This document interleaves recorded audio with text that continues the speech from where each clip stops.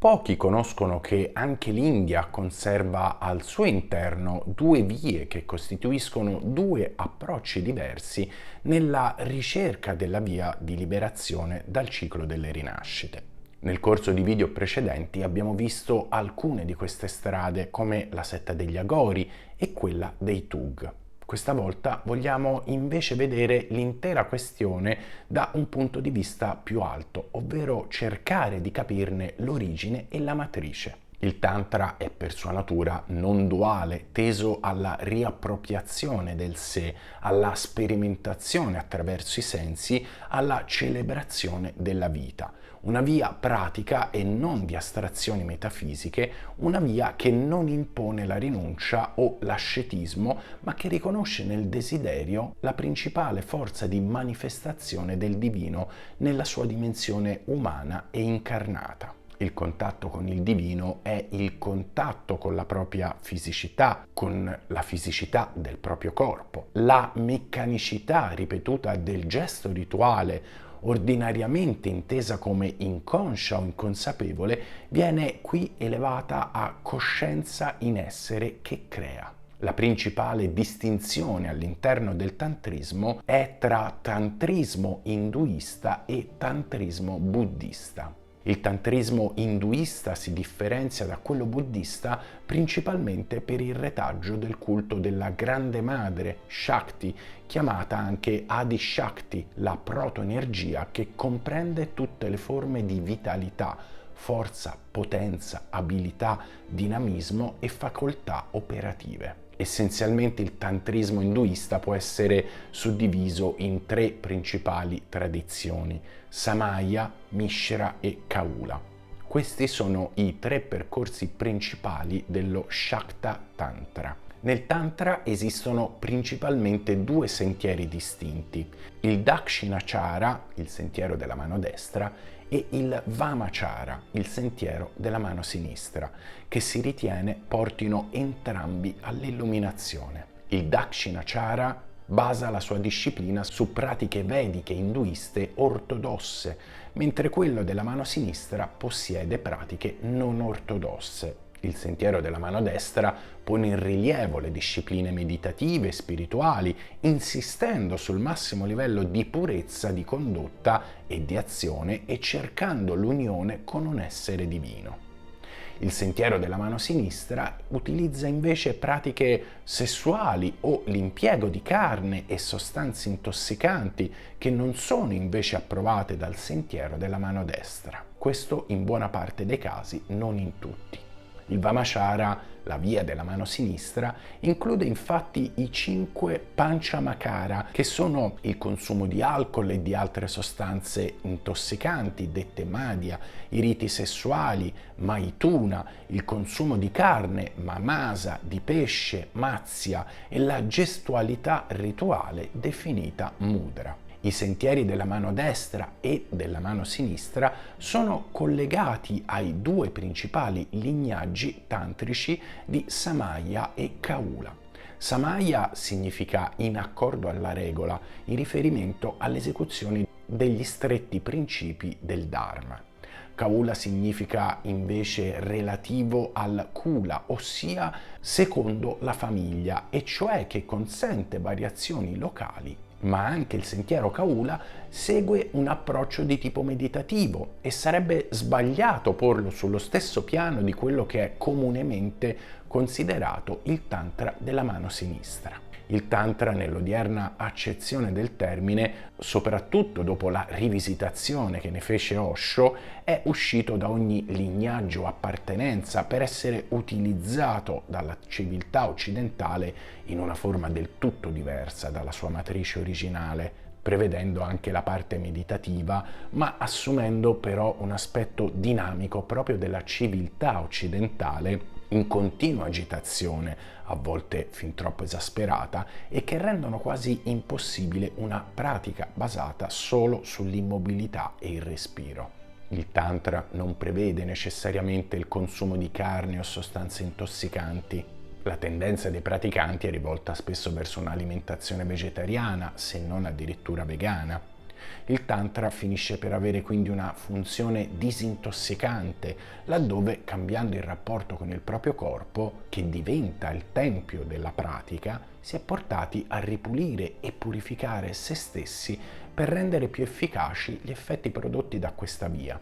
Il sentiero della mano destra è poi detto dei Bhakta, ossia degli adepti dal temperamento devozionale. Il sentiero della mano sinistra è detto invece dei Vira, ossia degli adepti dal temperamento vigoroso ed eroico, in riferimento alla classe guerriera degli Kshatriya. L'approccio della mano destra può essere anche definito sentiero ortodosso, ossia di chi segue le norme di condotta prescritte dal Sanatana Dharma, ovvero dall'induismo, siano queste relative al Dharma sociale indù o alle pratiche dello yoga. Le adesioni a schemi che appartengono per tradizione a etnie profondamente diverse da quelle occidentali diventa incongrua a fronte di un'esigenza di profondo cambiamento e alla necessità di liberarsi da schemi che ostacolano la percezione più profonda di sé.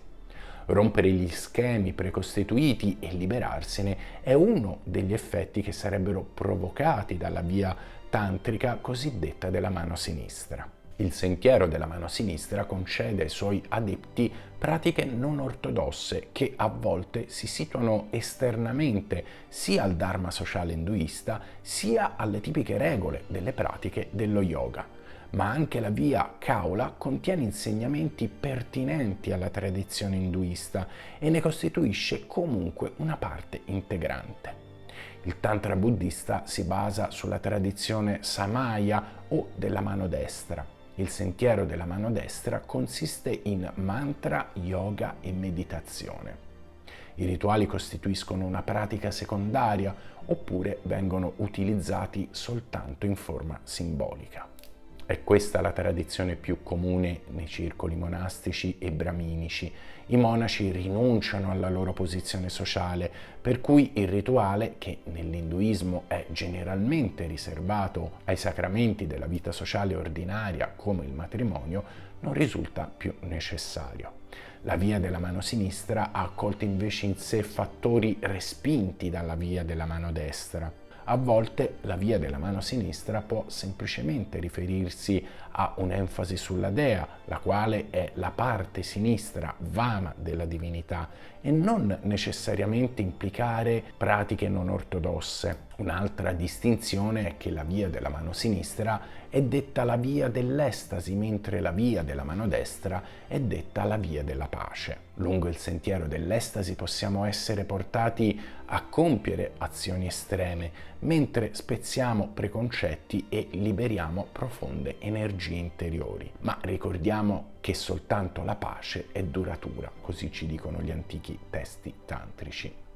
La pace, ma meglio sarebbe dire la beatitudine, è il fine di ogni via di trasformazione e cambiamento per riconoscere e ricongiungersi con la reale identità. Ma per far questo è necessario proprio spezzare preconcetti e liberare profonde energie interiori, perché sono proprio quelle, perlomeno per le condizioni esistenziali dell'Occidente, che costituiscono blocchi e impedimenti perché l'energia interiore si espanda e vada verso l'altro. Solo dopo questo lavoro è possibile sedersi e contemplare l'ineffabile vuoto che tutto riempie, la beatitudine o pace. Questi brani li ho presi dall'Essenza del Tantra di Harish Johari e appartengono chiaramente a una tradizione induista del Tantra con una impostazione individuale e tendenzialmente ascetica, che incontra difficoltà ad essere seguita in Occidente, a meno di non ritirarsi in un luogo isolato. Una via complessa che utilizza i mantra, gli yantra e un lavoro introspettivo agli antipodi delle abitudini di vita occidentale, tutta proiettata sull'agire. Il tantra cosiddetto della mano sinistra appare più adatto, anche se rischioso e temerario, perché utilizza pratiche talvolta estreme e poste ai limiti della società classica. Il termine Vamachara è usato inoltre per descrivere una particolare modalità di culto o sadhana, ovvero pratica spirituale che non è solo eterodossa, nastica, ma estrema rispetto allo status quo.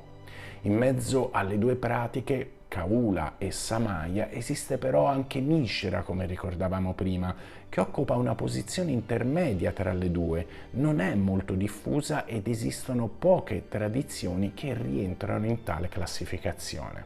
Storicamente si distinguono diversi gruppi che hanno percorso nella storia indiana e non solo la via della mano sinistra e che si sono avvicendati nel corso del tempo. Vediamone alcune insieme.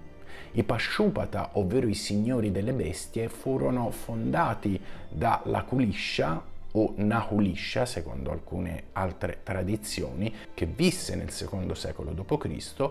e questo gruppo durò fino al XII secolo. Tra le prime 7 religiose dell'induismo adoravano Shiva e Skanda Kartikeya. La Tarvashira Upanishad descrive questa pratica spirituale incentrata nel cospargere il proprio corpo con la cenere e al tempo stesso mormorare un mantra. Agni è cenere, Vayu è cenere, l'acqua è cenere, la terra è cenere, il cielo è cenere, tutto è cenere, la mente e questi occhi sono cenere. Kapalika e Kalamuka sono esistiti tra l'VIII e il XIII secolo d.C. Praticavano rituali esoterici nascosti agli occhi della gente comune che comprendevano anche sacrifici animali e soprattutto umani. Denominati anche Mahavratins, cioè coloro che osservano il grande voto, riferito ai 12 anni di abnegazione dopo il sacrificio della testa di Brahma raccontato dalle leggende indiane. Durante questo periodo di tempo gli asceti mangiano e bevono da un teschio denominato Kapala, si siedono sui cadaveri e vivono nei crematori. Lo Shavasadhana è infatti una pratica spirituale nel Vamachara Tantra, in cui il sadhaka, l'iniziato, si siede in meditazione su un cadavere. Shavasadhana è considerato il culmine della filosofia tantrica di tipo Vamachara, è uno dei rituali più importanti, più difficili e più segreti di questa corrente. Oggi tutti questi gruppi, quelli che abbiamo citato, ufficialmente si sono estinti. Infine troviamo gli Agori, a cui abbiamo dedicato un video a parte a cui vi rimando. Tutto questo ci mostra come nel mondo induista indiano si siano praticate molte strade per cercare l'illuminazione, alcune appunto ortodosse, che sono quelle che siamo abituati a vedere e a conoscere dell'induismo, altre relegate in ambiti più oscuri di questa tradizione e di questa religione, che invece hanno visto l'impiego e l'utilizzo di pratiche anche estreme, ma tutte tese, piaccia o no, alla ricerca e al tentativo di arrivare all'illuminazione, quindi alla rottura del ciclo di morti e rinascite che lega, secondo l'induismo, ogni essere vivente sul piano materiale di questa terra.